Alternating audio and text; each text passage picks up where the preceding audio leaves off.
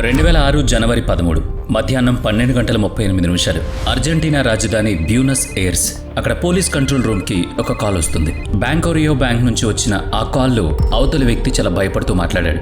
5 దొంగలు బ్యాంక్లో చొరబడ్డారు. లోపల ఉన్న 23 మంది బ్యాంక్ ఎంప్లాయీస్ను, కస్టమర్స్ను వాళ్ళు హోస్టేజెస్గా పట్టుకున్నారు. ఇది వినగానే పోలీస్ కంట్రోల్ రూమ్లో హై అలర్ట్ మొదలైంది. అది నగరంలోనే చాలా పోష్ ఏరియా. ఇలాంటి ఘటన పోలీసుల ఇమేజ్ను బాగా దెబ్బతీస్తుంది. అందుకే ఒక్క సెకండ్ కూడా ఆలస్యం చేయకుండా యాక్షన్ తీసుకున్నారు. ప్రశాంతంగా ఉన్న ఆ వీధిలో క్షణాల్లో పోలీసులు ఎంటర్ అయ్యారు. వందలాది పోలీసుల వాహనాలు అక్కడికి ఎంటర్ అయ్యాయి. చూస్తుండగానే సుమారుగా 300 మంది పోలీసులు ఆ బ్యాంక్ను చుట్టుముట్టారు. అందులో అర్జెంటీనాకి చెందిన హైలీ ట్రైన్డ్ ఫాల్కన్ టీం కూడా ఉంది. భారీ ఆయుధాలు, బుల్లెట్ ప్రూఫ్ జాకెట్స్తో కమాండోస్ తమ పొజిషన్స్ తీసుకున్నారు. కొందరు కమాండోలను సైలెంట్గా బ్యాంక్ రూఫ్ మీద దించేశారు. చుట్టుపక్కల ఉన్న ఎత్తైన బిల్డింగ్స్ మీద స్నైపర్స్ తమ రైఫిల్స్తో రెడీగా ఉన్నారు. దొంగలు వాళ్ళందరినీ తుపాకీలతో బెదిరించి నేల మీద పడుకోబెట్టారు. గ్రే సూట్ వేసుకున్న ఒక దొంగ పోలీసుల యాక్షన్ చూసి కోపంతో రగిలిపోయాడు. పోలీస్ నెగోషియేటర్ మైక్ ద్వారా వాళ్ళతో మాట్లాడే ప్రయత్నం చేయగానే ఆ గ్రే సూట్ దొంగ తన పేరు వాల్టర్ అని చెప్పాడు. బిల్డింగ్స్ మీద ఉన్న స్నైపర్స్ను వెంటనే వెనక్కి పిలవకపోతే హోస్టేజెస్ను ఒక్కొక్కరిగా చంపేస్తామని వాల్టర్ వార్నింగ్ ఇచ్చాడు. పోలీసులు అతని మాట వెనక తప్పలేదు. ఎందుకంటే కొన్నేళ్ల క్రితం ఇలాంటి ఒక కేసులో పోలీసులు జరిపిన కాల్పుల్లో దొంగలతో పాటు అమాయకులు కూడా చనిపోయారు. అది అప్పట్లో పెద్ద నేషనల్ స్కాండల్గా అయిపోయింది. ఆ తప్పు మళ్ళీ రిపీట్ కాకూడదని పోలీసులు కొంచెం వెనకడికి వేశారు. వాల్టర్ గొంతులో కూడా అప్పటికే భయం మొదలైంది. గుడ్విల్ కోసం ముందుగా అతను ఒక బ్యాంక్ గార్డ్ను వదిలేశాడు. లోపల దొంగల దగ్గర బాంబులు, తుపాకులు ఉన్నాయని ఆ గార్డ్ పోలీసులకు చెప్పాడు. ఆ తర్వాత మరో 2 హోస్టేజెస్ను కూడా వాళ్ళు రిలీజ్ చేశారు. పరిస్థితులు చూస్తే దొంగలు సరెండర్ అయ్యేలా కనిపించారు. అంతా కంట్రోల్లో ఉందని పోలీసులు రిలాక్స్ అవుతున్న సమయంలో దొంగలు ఒక వింత డిమాండ్ చేశారు. లోపల ఉన్న వాళ్ళందరికీ పిజ్జాలు, సాఫ్ట్ డ్రింక్స్ పంపాలని, ఆలోపు తాము సరెండర్ గురించి ఆలోచిస్తామని చెప్పారు. చుట్టూ 300 మంది పోలీసులు ఆయుధాలతో ఉంటే వాళ్ళు పిజ్జాలు అడగడం అందరినీ ఆశ్చర్యపరిచింది. అయినా సరే పోలీసులు వాళ్ళ డిమాండ్ ఒప్పుకుని 40 నిమిషాల్లో లోపలికి పిజ్జాలు పంపారు. బయట పోలీసులు టెన్షన్తో ఉంటే లోపల దొంగలు హోస్టేజెస్తో కలిసి పిజ్జాలు తింటున్నారు. ఒక బ్యాంక్ ఎంప్లాయీ కోసం వాళ్ళు హ్యాపీ బర్త్డే సాంగ్ కూడా పాడారు. వాళ్ళు పెద్ద క్రిమినల్స్ కాదని, భయపడిపోయి త్వరలోనే సరెండర్ అవుతారని పోలీసులకు నమ్మకం కుదిరింది. కానీ ఆ తర్వాత దొంగల నుంచి సడన్గా రెస్పాన్స్ ఆగిపోయింది. పోలీసులు పదే కాంటాక్ట్ చేయడానికి ట్రై చేసినా ఫలితం లేదు. దాదాపుగా 3 గంటల పాటు సైలెన్స్. మధ్యాహ్నం కాస్త సాయంత్రం అయింది. పోలీసుల్లో టెన్షన్ పెరిగింది. దొంగలు ఫ్రస్ట్రేషన్లో హోస్టేజెస్కు ఏమైనా హాని చేస్తారేమో అన్న భయం మొదలైంది. రాత్రి 7 గంటల సమయంలో స్పెషల్ ఫోర్సెస్ ఒక భారీ పేలుడుతో బ్యాంకు లోపలికి ఎంట్రీ ఇచ్చింది. లోపల ఫైరింగ్ జరుగుతుందని లేదా దొంగలు సరెండర్ అవుతారని వాళ్ళు ఎక్స్పెక్ట్ చేశారు. కానీ అక్కడ సీన్ చూసి ఆఫీసర్స్ మైండ్ బ్లాక్ అయింది. 100 మంది పోలీసులతో చుట్టుముట్టిన ఆ బ్యాంకులో ఇప్పుడు అసలు ఎవ్వరూ లేరు. హోస్టేజెస్ అందరూ సేఫ్గా ఉన్నారు. ఎవరికీ చిన్న గీత కూడా పడలేదు. కానీ దొంగలు మాత్రం గాల్లో కలిసిపోయారు. డిటెక్టివ్స్, పోలీసులు బ్యాంక్లోని అన్ని ఫ్లోర్స్ వెతికారు. ఎక్కడా ఒక్క రూపాయి కూడా మిస్ అవ్వలేదు. ఇలాంటి ఘర్షణ జరిగిన ఆనవాళ్లు లేవు. మరి ఆ దొంగలు డబ్బు తీసుకోకుండా ఎందుకొచ్చారు? ఆ ప్రశ్నకు సమాధానం బ్యాంక్ బేస్మెంట్లో దొరికింది. అక్కడ గోడలకున్న వందలాది సేఫ్ డిపాజిట్ బాక్సులను చాలా ప్రొఫెషనల్గా ఓపెన్ చేశారు. ఆ లాకర్స్లో వీఐపీలకు, రాయ్స్లకు చెందిన కోట్ల కొద్ది విలువైన ఆస్తులున్నాయి. మొత్తం 400 లాకర్స్లో 143 లాకర్లను వాళ్ళు పూర్తిగా ఖాళీ చేశారు. దాదాపు $20 మిలియన్ సంపదను దోచుకుని చాలా తెలివిగా పారిపోయారు. ఇదంతా చూసిన పోలీసుల కాళ్ల కింద భూమి కదిలింది. కానీ వాళ్ళకి అసలైన షాక్ అక్కడ ఎదురైంది. నేల మీద దొంగలు వదిలేసి వెళ్లినవి టాయ్ గన్స్ అని పోలీసులకు అర్థమైంది. ఇన్ని గంటల పాటు ప్రభుత్వ వ్యవస్థను వణికించిన దొంగల దగ్గర అసలు ఆయుధాలే లేవన్నమాట. వాళ్ళు తెచ్చిన బాంబులు కూడా నకిలీవే. అక్కడే వాళ్ళు ఒక హ్యాండ్ రిటర్న్ నోట్ కూడా రాశారు. ఆయుధాలు, పగ లేకుండా ధనవంతుల వాడలో చేసిన పని ఇది. ఇక్కడ కేవలం డబ్బు మాత్రమే ఉంది, ప్రేమ లేదు అని అందులో రాసుంది. పోలీసులతో వాళ్ళు ఒక పెద్ద మైండ్ గేమ్ ఆడారని అప్పటికి అర్థమైంది. రక్తం చిందించడం వల్ల టార్గెట్ ఎప్పుడూ కాదు, పోలీసుల దృష్టిని మళ్లించడం, దొంగతనం చేయడానికి, అలాగే అక్కడి నుంచి ఒక సీక్రెట్ దారిలో పారిపోవడానికి ఆ ప్లాన్. కానీ చుట్టూ పోలీసులు ఉంటే వాళ్ళు ఎలా తప్పించుకున్నారనేది పెద్ద మిస్టరీ. డిటెక్టివ్స్ బేస్మెంట్లో క్షుణ్ణంగా వెతికారు. లాకర్ల వెనుక ఉన్న గోడకు ఒక పెద్ద కన్నం కనిపించింది. ఆ కన్నం నేరుగా కింద ఉన్న ఒక డ్రైనేజ్ టన్నెల్కి వెళుతుంది. ఆ టన్నెల్ దారి బ్యాంక్ పక్కన ఉన్న మెయిన్ రోడ్ దగ్గర ఓపెన్ అవుతుంది. పైన వాల్టర్ నకిలీ తుపాకులతో పోలీసులను బురిడి కొట్టిస్తుంటే అదే సమయంలో కింద ఉన్న మరో టీం లాకర్లను ఆరాంగా ఖాళీ చేస్తుంది. ఆ తర్వాత అదే సీక్రెట్ టన్నెల్ ద్వారా ఆ డబ్బు బయటకు పంపింది. ఈ హైస్ట్ తర్వాత అర్జెంటీనా పోలీసుల పరువు గంగలో కలిసిపోయింది. దొంగలు ఎప్పుడూ మాస్కులు వేసుకోవడం వల్ల వాళ్ల ముఖాలు ఎవరికీ తెలియలేదు. Forensic experts DNA finger prints కోసం వెతికారు. కానీ దొంగలు అక్కడ కూడా దొరకలేదు. DNA శాంపిల్స్ మ్యాచ్ కాకుండా ఉండేందుకు బ్యూటీ పార్లర్ నుంచి తెచ్చిన కత్తిరించిన జుట్టును బ్యాంక్ అంతా చల్లేశారు. వాళ్ళు ఎంత పర్ఫెక్ట్గా పనిచేశారంటే సీసీటీవీ ఫుటేజెస్ వల్ల కూడా ఎలాంటి లాభం లేకపోయింది. సివర్ లైన్లో వాళ్ళు వదిలేసిన ఒక చిన్న రబ్బర్ బోట్ దొరికింది. అది కొన్ని షాపులను ట్రాక్ చేసినా దాన్ని క్యాష్తో కొనడం వల్ల ఎలాంటి క్లూ దొరకలేదు. మరోవైపు టీవీ ఛానల్స్, రేడియో షోలలో ఒక వింత చర్చ మొదలైంది. ఎవరి ప్రాణాలు తీయకుండా కేవలం ధనవంతులను మాత్రమే దోచుకున్న ఆ దొంగలు చాలా మంచి హీరోలా కనిపించారు. వాళ్ళు వాడిన టాయ్ గన్స్ ఈ రాబరీకి ఒక సింబల్గా మారిపోయాయి. అర్జెంటీనా చరిత్రలోనే అతిపెద్ద మ్యాన్ హంట్ మొదలైన వారాలు గడుస్తున్న పోలీసులకు ఎలాంటి ఆధారం దొరకలేదు. ఈ దొంగతనం 2006లో జరిగిన దీనికి 3 ఏళ్ల ముందే అంటే 2003లోనే ప్లాన్ మొదలైంది. నగరంలో ధనవంతుల డబ్బు, బంగారం ఉండే బ్యాంకో రియోను ఫెర్నాండో తన టార్గెట్గా ఎంచుకున్నాడు. ఆ బ్యాంక్ దగ్గరే ఒక ఇల్లు అద్దెకు తీసుకుని కింద ఉన్న డ్రైనేజ్ టన్నెల్ గురించి స్టడీ చేయడం మొదలుపెట్టారు. ఇంత పెద్ద ఆపరేషన్ తనొక్కడనే చేయలేనని అతనికి తెలుసు. ఈ మిషన్ కోసం కళ్ళు మూసుకుని నమ్మగలిగే ఒక టెక్నికల్ పర్సన్ అతనికి అవసరమయ్యాడు. అక్కడే తన స్కూల్ ఫ్రెండ్ సెబాస్టియన్ను గుర్తించాడు. సెబాస్టియన్ ఒక స్కిల్డ్ మెకానిక్. యంత్రాలతో ఎలా ఆడుకోవాలో అతనికి బాగా తెలుసు. ఒకరోజు ఫెర్నాండో తన స్నేహితుడిని కలిసి ఈ ఐడియా చెప్పాడు. ఒక బ్యాంక్ను లూటీ చేసి పోలీసులకు ఏమాత్రం అనుమానం రాకుండా మాయమైపోతే ఎలా ఉంటుందని అడిగాడు. అది విన్న సెబాస్టియన్ ముందు షాక్ అయ్యాడు. ఫెర్నాండో ఏదో మత్తులో ఇలా మాట్లాడుతున్నాడు అనుకున్నాడు. చిన్ననాటి స్నేహితులైన వీళ్ళిద్దరి మైండ్ సెట్ చాలా వేరు. ఫెర్నాండో ఒక ఫ్రీ స్పిరిట్ ఆర్టిస్ట్, ఎప్పుడు ఇలాంటి వింత ఆలోచనతోనే ఉండేవాడు.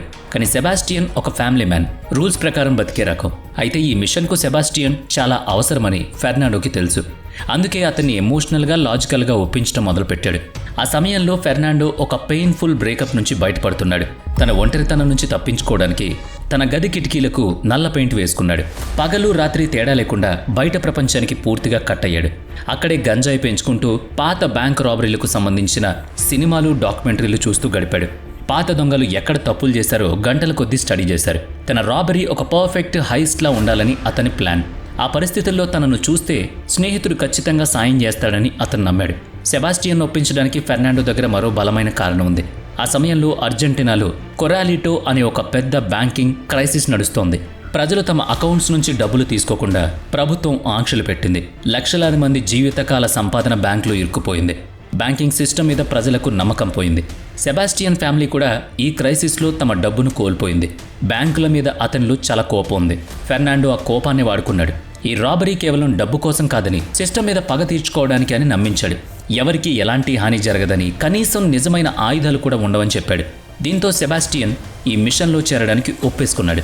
ముందుగా అతను బ్యాంక్ స్ట్రక్చర్ను బాగా అర్థం చేసుకున్నాడు. సీవేర్ లైన్ సీక్రెట్ మ్యాప్ సంపాదించాడు.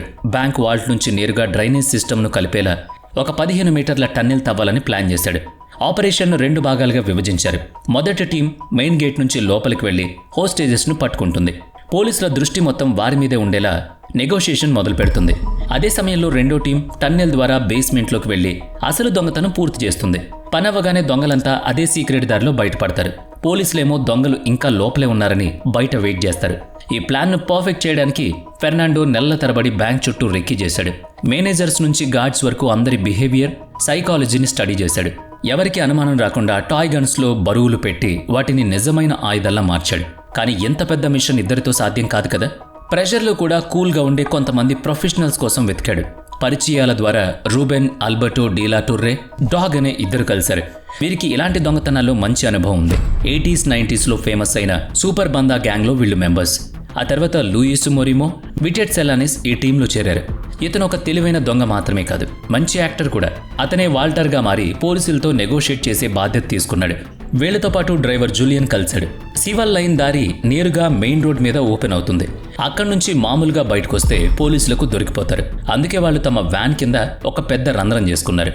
దొంగలు బయటకు వచ్చే డ్రైనేజ్ మూత మీదే ఈ వ్యాన్ కరెక్ట్గా పార్క్ చేసి ఫిక్స్ అయింది. అప్పుడు ఎవరికంటా పడకుండా నేరుగా వ్యాన్లోకి ఎక్కేసి పారిపోతారు.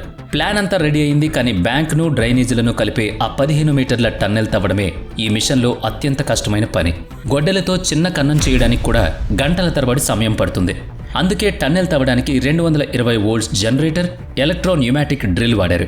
దాదాపుగా ఒక ఏడాది పాటు వాళ్ళు రోజు రాత్రి ఆ మురుగు నీటిలో దిగేవారు. మెషిన్లు, హైడ్రాలిక్ జాక్స్ వాడి సొరంగం తవ్వడం మొదలుపెట్టారు. మధ్యలో చాలాసార్లు ఈ ప్లాన్ ఆగిపోయే పరిస్థితి వచ్చింది. డ్రైనేజ్లో నీటి మట్టం పెరిగి పనులు ఆగిపోయేవి. దీన్ని కంట్రోల్ చేయడానికి ఆ డ్రైనేజ్ లోపలే ఒక చిన్న డ్యామ్ కట్టారు. దొంగిలించిన వస్తువులను తీసుకురావడానికి ఒక చిన్న బోట్ను కూడా వాడాలని డిసైడ్ అయ్యారు. ఎట్టకేలకు చాలా కష్టపడి లాకర్లు ఉన్న బేస్మెంట్ గోడ వరకు వాళ్ళ డ్రిల్లింగ్ చేరుకుంది. సుదీర్ఘమైన ప్రిపరేషన్ తర్వాత 2006 జనవరి 13న రాబరీకి ముహూర్తం ఫిక్స్ చేశారు. ఉదయం 10 గంటలకు బ్యూనస్ ఎయిర్స్లోని ఆ బ్యాంక్ తెరుచుకుంది. రోజులాగే కస్టమర్ల రద్దీ మొదలైంది. కాసేపటికి ఫెర్నాండో తన 3 అనుచరులతో ఫ్రంట్ గేట్ నుంచి లోపలికి వెళ్ళాడు. కింద టన్నెల్లో మెయిన్ ఇంజనీర్ సెబాస్టియన్ సిగ్నల్ కోసం వెయిట్ చేస్తున్నాడు. బయట రోడ్ మీద జూలియన్ తన వ్యాన్లో కూర్చుని అంతా గమనిస్తున్నాడు. మధ్యాహ్నం 12:30 ప్లాన్లో మొదటి భాగం మొదలైంది. దొంగలు నకిలీ ఆయుధాలతో 23 మందిని హోస్టేజెస్గా పట్టుకున్నారు. గ్రే సూట్ వేసుకున్న విటెట్ వాల్టర్గా మారి పోలీసులను మాటల గారడీలో పడేశాడు. పైనుంచి సిగ్నల్స్ రాగానే సెబాస్టియన్ టన్నెల్ నుంచి బేస్మెంట్ గోడ బదలు కొట్టుకుని వాల్ట్లోకి వెళ్ళాడు. సెబాస్టియన్, ఫెర్నాండో కలిసి డ్రిల్స్, హైడ్రాలిక్ జాక్స్తో 143 లాకర్లను పగలగొట్టారు. బంగారం, వజ్రాలు, క్యాష్ అన్ని మూటలు గట్టి ఆ రబ్బర్ బోట్ మీద లోడ్ చేశారు. పైన పోలీసులతో పిజ్జా పార్టీస్ నెగోషియేషన్స్ నడుస్తున్నాయి. తాము దొంగలను అలసిపోయేలా చేస్తున్నామని పోలీసులు అనుకున్నారు. కానీ వాళ్లే ఒక మైండ్ గేమ్లో చిక్కుకున్నారు. సాయంత్రం 4 గంటలకల్లా కింద పని పూర్తయింది. ఆ తర్వాత దొంగలు టన్నెల్ దారిలో 10 బ్లాక్స్ దూరంలో ఉన్న మ్యాన్ హోల్ దగ్గరకు చేరుకున్నారు. అక్కడ వ్యాన్తో వెయిట్ చేస్తున్న జూలియన్ను కలుసుకుని లూటీ చేసిన సొత్తుతో పరారయ్యారు. అంటే ఆ తర్వాత 3 గంటల పాటు హోస్టేజెస్ ఊరికే లోపలుండిపోయారు. పోలీసులు దొంగలు ఇంకా లోపలే ఉన్నారని భ్రమలో పడ్డారన్నమాట. రాత్రి 7 గంటలకు అనుమానం వచ్చి పోలీసులు బ్యాంక్ లోపలికి చొరబడేసరికి హోస్టేజెస్ మాత్రమే కనిపించారు. అంటే పోలీసుల ముందే $20 మిలియన్ సంపద దొంగతనానికి గురైంది. ఆ తర్వాత దొంగలను పట్టుకోవడానికి పోలీసులు చేయని ప్రయత్నం లేదు. ఎన్నో వారాల పాటు వందలాది సాక్షులను విచారించారు. వేలాది గంటల సీసీటీవీ ఫుటేజ్ చెక్ చేశారు. అయినా ఎలాంటి లాభం లేదు. ఇక దొంగలు ఎప్పటికీ దొరకరని అందరూ అనుకున్నారు. కానీ ఎంత పర్ఫెక్ట్ క్రైమ్ అయినా ఎమోషన్స్ కలిస్తే ఎక్కడో ఒక చోట దొరికిపోక తప్పదు. వాళ్ళు పోలీసుల నుంచి తప్పించుకున్నారు, కానీ సొంత మనుషులు మోసం నుంచి తప్పించుకోలేకపోయారు. ఒకరోజు ఒక మహిళ పోలీసుల దగ్గరకు వచ్చి బ్యాంక్ రియో రాబరీ గురించి తనకు తెలుసని చెప్పింది. పోలీసులు రాత్రి మౌళ్ళు వెతికినా దొరకని ఆధారం ఈమెకలా తెలుసని మొదట వాళ్ళు నమ్మలేదు. కానీ ఆ మహిళ ఒక జ్యువెలరీని సాక్ష్యంగా చూపింది. అది దొంగిలించిన 143 లాకర్లోని ఒక ఆభరణం. ఆమె మరెవరూ కాదు, ఆ దొంగల్లో ఒకరైన రూబెన్ బెటో భార్య అలిసియా డి టులియో. రాబరీ తర్వాత బెటోకు తన వాటా డబ్బు రాగానే అతను భార్యను వదిలేసి ఒక యువతితో పారిపోయినట్లు ప్లాన్ చేశాడు. ఈ విషయం తెలిసిన అలిసియా కోపంతో పోలీసులకు తనకి తెలిసిన నిజాలన్నీ చెప్పేసింది. ఆ తర్వాత పోలీసులు మొదట బెటోను పట్టుకున్నారు. ఆ తర్వాత అతని ద్వారా ఫెర్నాండోను, మిగతా వాళ్ళను అరెస్ట్ చేశారు. కేసు కోర్టుకు వెళ్ళినప్పుడు అర్జెంటీనా లీగల్ సిస్టమ్కు ఒక వింత పరిస్థితి ఎదురైంది. ప్రాసిక్యూషన్ దీన్ని ఒక తీవ్రమైన నేరంగా నిరూపించాలని చూసింది. కానీ డిఫెన్స్ లాయర్లు సీన్ మొత్తం మార్చేశారు. దొంగలు వాడినవన్నీ నకిలీ తుపాకులని, ఎవరికీ ఎలాంటి హాని చేయలేదని కోర్టులో నిరూపించారు. ఆ దేశ చట్టాల ప్రకారం అసలైన ఆయుధాలు లేకుండా దాన్ని సాయుధ దోపిడీగా పరిగణించారు. ఆ ఒక్క పాయింట్ వల్లే దొంగలకు శిక్షలు చాలా వరకు తగ్గాయి. 2010 ఫిబ్రవరిలో కోర్టు తీర్పిచ్చింది. మాస్టర్ మైండ్ ఫెర్నాండోకి 14 ఏళ్లు, సెబాస్టియన్కి 9 ఏళ్లు. పాత రికార్డు ఉండడం వల్ల బెటోకి 15 ఏళ్ల శిక్ష పడింది. విటెట్కు కూడా జైలు శిక్ష పడినా వీళ్ళందరి మంచి ప్రవర్తన వల్ల శిక్షాకాలం తీరకముందే బయటకు వచ్చేస్తారు. ఆశ్చర్యకరమైన విషయం ఏంటంటే ఆ దేశంలోని చాలా మంది ప్రజలు వీళ్లను నేరస్తుల్లా కాకుండా హీరోలా చూస్తారు. వీడియో నచ్చితే లైక్ చేయండి, షేర్ చేయండి. ఇప్పటి వరకు మన ఛానల్ని సబ్స్క్రైబ్ చేయనట్లయితే ఇప్పుడే సబ్స్క్రైబ్ చేసుకుని పక్కనే ఉన్న బెల్ ఐకాన్పై క్లిక్ చేయండి. నెక్స్ట్ వీడియోలో మళ్ళీ కలుద్దాం. Thanks for watching.